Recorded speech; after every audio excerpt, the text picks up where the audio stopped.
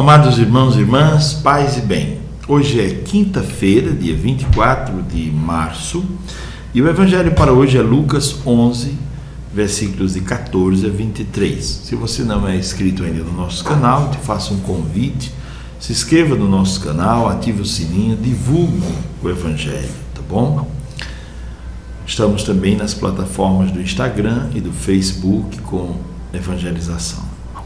Vamos lá. Naquele tempo, Jesus estava expulsando um demônio que era mudo. Quando o demônio saiu, o mudo começou a falar.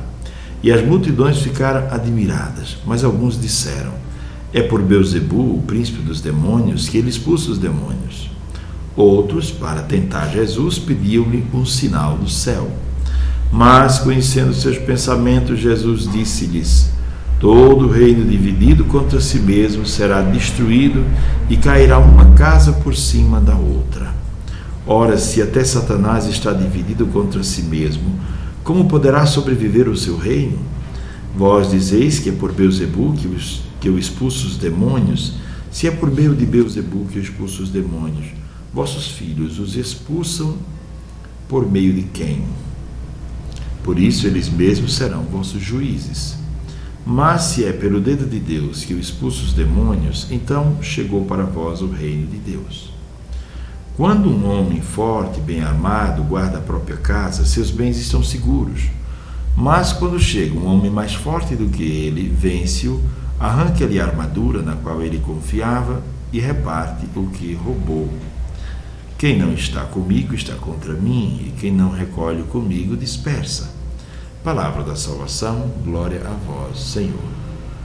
Amados irmãos e irmãs, o evangelho de hoje apresenta um confronto entre Jesus e o demônio, um demônio mudo, que deixa o homem mudo.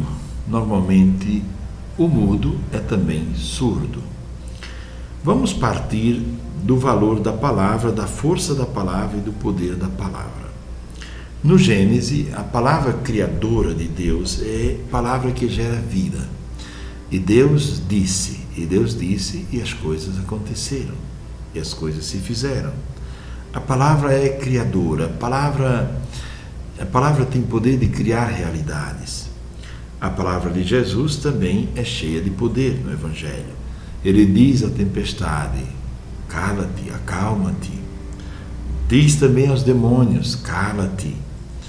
E pela palavra, ele realiza maravilhas. Ele falava e as coisas se cumpriam e aconteciam. O centurião disse a Jesus certa vez: Senhor, eu não sou digno de que o Senhor entre na minha casa, mas diga uma única palavra e o meu servo ficará curado. Basta dizer uma única palavra. Então, olhando a Bíblia, nós vemos o quanto a palavra tem poder, a palavra de Deus, a palavra de Cristo. Mas também a palavra das pessoas que nós amamos tem poder sobre nós. A palavra dos nossos pais, a palavra dos nossos amigos, dos nossos avós, dos nossos tios, tem grande peso na nossa vida. E muitos dos conceitos e muitas das coisas que nós cremos, das crenças que nós alimentamos ao longo da vida, foram gerados na infância, com a palavra do pai, da mãe, do avô, de um tio, de um vizinho, de um amigo, que ele tinha influência e tinha força afetiva sobre você. Também o silêncio tem muitos significados, e nós vamos entrar no significado deste silêncio do Evangelho, porque há um silêncio construtivo, que é aquele silêncio do deserto, da oração, do encontro com Deus, quando o homem cala para escutar Deus. Mas há também um silêncio que é destrutivo, que é o silêncio da indiferença, quando por ódio, por raiva, alguém resolve silenciar para outra pessoa. A palavra pode ter, voltando à questão da palavra, a palavra pode ter origem no amor ou nos maus sentimentos. E dependendo disso, a palavra pode sair áspera ou dócil. Então a palavra, na verdade, ela é gerada aqui no coração, aqui e na mente, não é? E quando nós falamos alguma coisa, esta palavra é fruto do pensar e do sentir. A boca é como se fosse a impressora, e o coração e a mente são a CPU da história, né? Quer dizer, é onde tudo é formulado, é onde a coisa é gestada. A palavra é gestada aqui e aqui. Portanto, ela pode sair como palavra de amor ou como palavra de ódio, como palavra que corrige e ajuda a crescer, ou como palavra que destrói, desincentiva e gera confusão e medo. Há coisas que nós dizemos em momentos de ódio que não diríamos nunca em momentos de paz. O ódio, a mágoa, o ressentimento produz uma certa mudez, ou uma palavra áspera, ou uma mudez que seria a interrupção da relação. E aqui é que entra a questão da mudez espiritual, que vamos tratar daqui a pouco.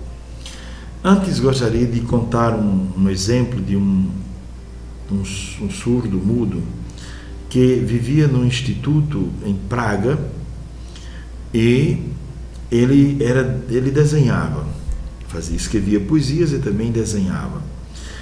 E as suas poesias e os seus desenhos todos tinham o mesmo tema: a solidão, o abandono, a necessidade de se relacionar, de receber afeto. Então essa é a realidade do mudo surdo, de alguém que não consegue se comunicar, não consegue se expressar. Veja que as poesias deste jovem que ficava no instituto em Praga, no Instituto de Surdos Mudos, revelava a realidade de um surdo mudo.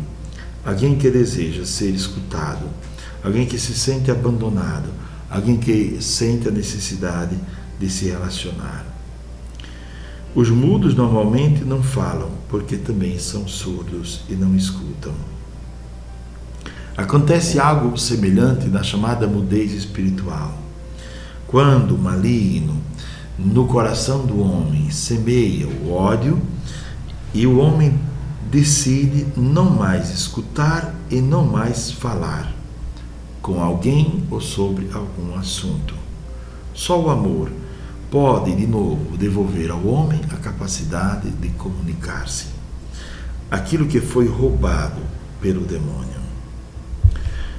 Interessante que depois que Jesus cura o homem, eles começam a dizer: é por Belzebu, o príncipe dos demônios, que ele expulsa os demônios. E Jesus então tem uma palavra. Ele diz que nenhum reino pode prosperar se estiver dividido. Olhemos para a nossa vida.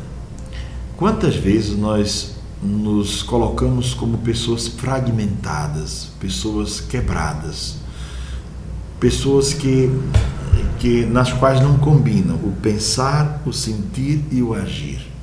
Não combinam o cérebro, o coração e as mãos, não estão combinando, né?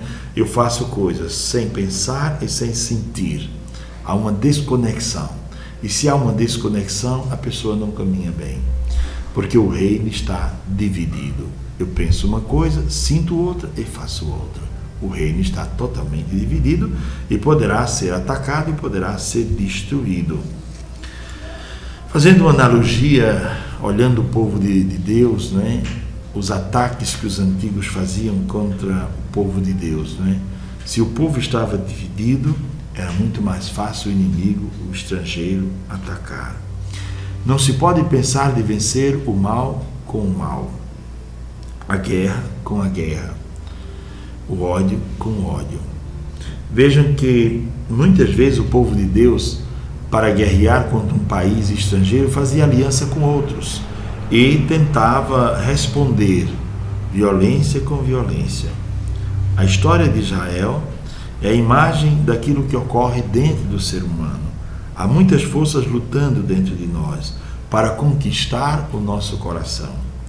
Há muitas lutas interiores travadas diariamente. O homem casado luta para ser fiel, a mulher casada luta para ser fiel, o filho luta para ser um bom filho, ser um bom estudante, ser uma boa pessoa, o padre luta para ser um bom sacerdote, um bom presbítero, a freira luta para ser uma boa freira, dar um bom testemunho, e assim nós vivemos de luta em luta, de combate em combate. A vida é, na verdade, um grande combate. Dentro de nós há muito combate acontecendo todos os dias. E é preciso pedir ao Senhor que venha em defesa da nossa fraqueza. Na literatura espiritual, os monges antigos, inclusive São Jerônimo, procura entender como é que o mal entra na vida do homem. E ele faz uma comparação. Ele diz: Jerusalém tem várias portas, o homem também tem várias portas por onde o mal pode entrar. Na verdade, são os sentidos por onde o demônio pode entrar. Ele pode entrar através da visão, do olhar, do ouvir, do falar, os sentidos, não é? São portas por onde pode entrar o mal ou pode entrar também o bem. A defesa, ou as defesas que nós criamos contra os inimigos são as virtudes, dizia São Jerônimo. Porém, o grande defensor do homem é o Cristo. Vejam que no final ele diz: quando um homem forte e bem armado guarda a sua casa, ela parece estar segura. Até que chega um homem mais forte do que ele, o vence, lhe arranca a armadura na qual ele confiava. Jesus está falando de si mesmo, porque está dizendo: aquele homem foi invadido por um demônio, mas chegou o homem mais forte. Quem é o homem mais forte? É o próprio Cristo. Ele diz: o homem mais forte chega e consegue vencer o homem mais fraco. Quer dizer, consegue arrancar a armadura na qual ele confiava, e assim ele consegue vencer a ação do mal que habita no homem, naquele homem surdo-mudo. Amados irmãos e irmãs, gostaria de concluir essa reflexão de hoje com o pensamento de Santo Éfrem de Nízibe, porque ele diz que as virtudes que moram dentro de nós é que nos defendem contra o mal que deseja nos atacar e invadir a nossa casa interior. Ele diz: das virtudes, a mais forte que pode congregar o exército de virtudes para lutar contra o mal é a caridade, é o amor. Ele compara a vida espiritual com um fogo. E ele diz o seguinte, muito interessante. Ele diz: quando a panela está quente, a mosca não se aproxima. Assim é o coração aquecido pela graça de Deus. Mas se a panela esfria, logo as moscas se aproximam para procurar alguma maneira de comer e participar daquela refeição. A mesma coisa acontece com o nosso coração. Se o nosso coração arde de amor por Deus, nenhum mau pensamento pode nos acercar, pode nos vencer. Mas se nós vivermos uma vida fria diante de Deus, diante do amor de Deus, diante da palavra, nós seremos presas fáceis para o inimigo. Que o Senhor nos ajude hoje e nos devolva a graça da comunicação plena, bela, verdadeira. O Senhor nos ajude a expulsar o demônio da surdez e da mudez, que muitas vezes se instala em nós por conta da raiva, do ódio, da mágoa ou do ressentimento. Desejo a todos um ótimo dia e que este Evangelho nos sirva para pensar e para refletir. E peçamos ao Espírito Santo que nos indique, nos diga a hora certa de falar e o que falar, e nos diga a hora certa de silenciar, por que silenciar e para quem silenciar. O silêncio pode ser construtivo ou pode ser ofensivo, assim como a palavra pode ser altamente construtiva ou destrutiva. Abençoe-vos o Deus que é todo-poderoso, Pai, o Filho e o Espírito Santo. Amém. Tenham todos um ótimo dia, paz e bem para todos.